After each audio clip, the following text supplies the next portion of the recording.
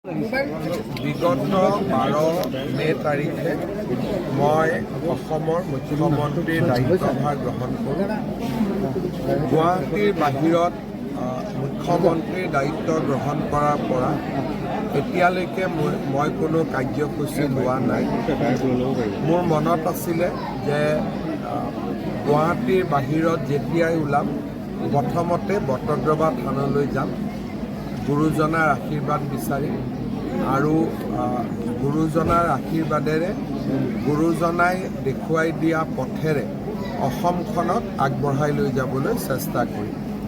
আজি মোৰ পৰম সৌভাগ্য হ'ল যে গুৱাহাটীৰ পৰা বটদ্ৰৱা থানলৈ আহি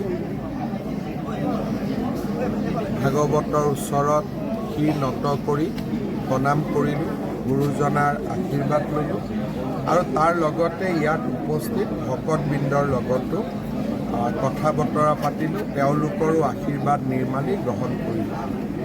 মহাপুৰুষ শ্ৰীমন্ত শংকৰদেৱে এনে এখন অসমৰ কল্পনা কৰিছিল, যিখন অসমত সকলো জাতি জনগোষ্ঠীয়ে এক সমন্বয়ৰ মনোভাৱেৰে সমন্বয়ৰ সুন্দৰ পৰম্পৰাৰে জীৱন যাপন কৰিব পাৰে আৰু এখন শান্তিপূৰ্ণ অসম য'ত আধ্যাত্মিকতাৰে পূৰ্ণ হৈ থাকে আৰু য'ত নেকি সকলো মানুহে নিজৰ নিজৰ ক্ষমতা অনুসৰি আগবাঢ়ি যাবলৈ সুবিধা পায়।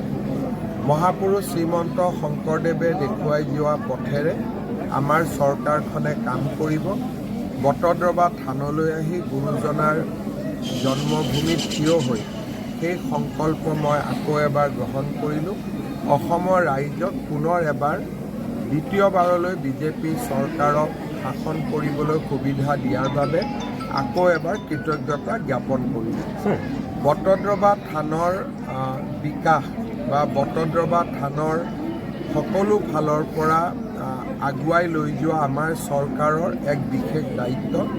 থান পৰিচালনা সমিতিৰ সৈতে আজিও মই কেইবাটাও প্ৰকল্পৰ বিষয়ে আলোচনা কৰিছোঁ। থানখনক আগুৱাই লৈ যোৱাৰ ক্ষেত্ৰত নিশ্চিতভাৱে বটদ্ৰৱা থানৰ উন্নয়ন আৰু বিকাশৰ যি কাম আমি হাতত লৈছিলোঁ সি অনাগত দিনতো অব্যাহত থাকিব।